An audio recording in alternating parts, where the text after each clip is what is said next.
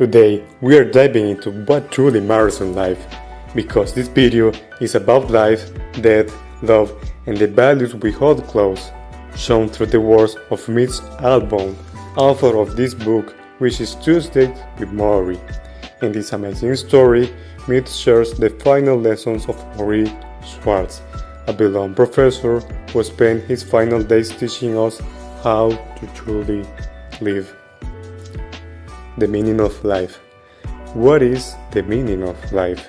Well, it is a big question, and Morrie didn't answer it with achievements because it wasn't found in reaching recognition. He kept it simple. It was a simple truth: to devote yourself to love others, to devote yourself to your community, and to devote yourself to create something that gives you purpose and meaning.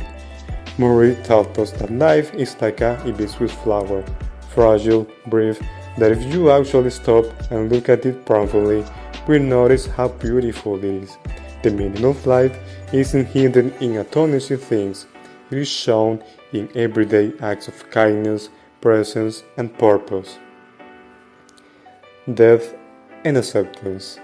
Morrie was facing death, not as a prisoner waiting for the end, but as a wise gardener who knows that autumn is part of the cycle, not its failure.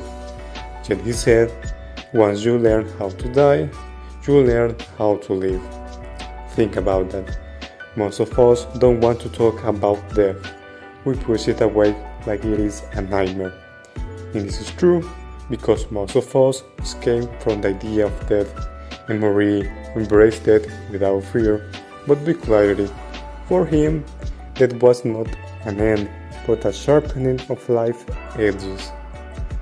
By accepting death, we are reminded that time is precious, and when we stop fearing the end, we stop wasting time on things that don't matter.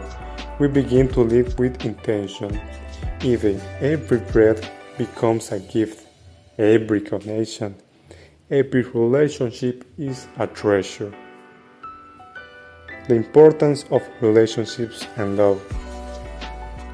While many people view independence as the ultimate goal, Morrie believed that true fulfillment comes from relying on one another. To him, love wasn't just a bonus in life, it was the very sense of what made life meaningful. He emphasized that without strong, meaningful relationships, people often feel lost or disconnected. It's not success or status that brings depth to life, but the love and connection we build with others. Morrie believed we are wired to connect. That being strong doesn't mean building walls.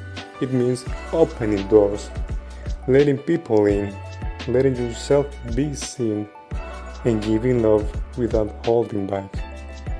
We need each other, and it is giving love and receiving it we become fully alive. Detachment from materialism, culture versus individual values. The world we live in doesn't always make us feel worthy, but there's the truth. You don't have to accept a culture that doesn't make you feel under the water. Be brave, be strong. If the culture doesn't work for you, don't fall into it. Follow your own path, one that uplifts and reflects your true worth. Morrie practiced detachment not as rejection of emotion, but as freedom from control. He felt deeply, but he let go when it was time. He compared materialism to holding a balloon that, sure, it floats, but it can breathe, pop, or even disappear. We each get to decide what really matters to us. We must each choose our own values: compassion, honesty, connection, and live them boldly, even when the world drags in another direction. So, what truly matters? It is not the size of our bank account, but the size of our heart. It's not how long we live, but how deeply we love. It is not how far we go, but how present we are. Morrie taught us that we don't have to wait for a lethal diagnosis to truly live.